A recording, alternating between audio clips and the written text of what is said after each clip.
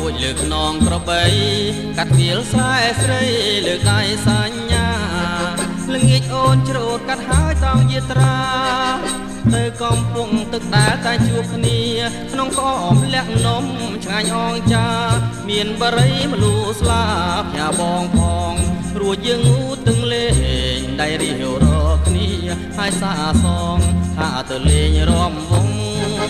យប់នាងខែបលឺកណ្ដាលស្រែពើសូមពុកម៉ែទៅកុំនៅបងអងបងឡើងយកទឹកថ្នោតមួយបំពង់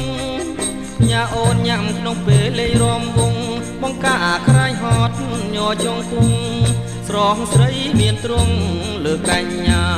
ពួកយើងរំយើងច្រៀងពេលចូលឆ្នាំថ្មីស្រីលុកផ្កាតាមប្រពៃណីខ្មែរ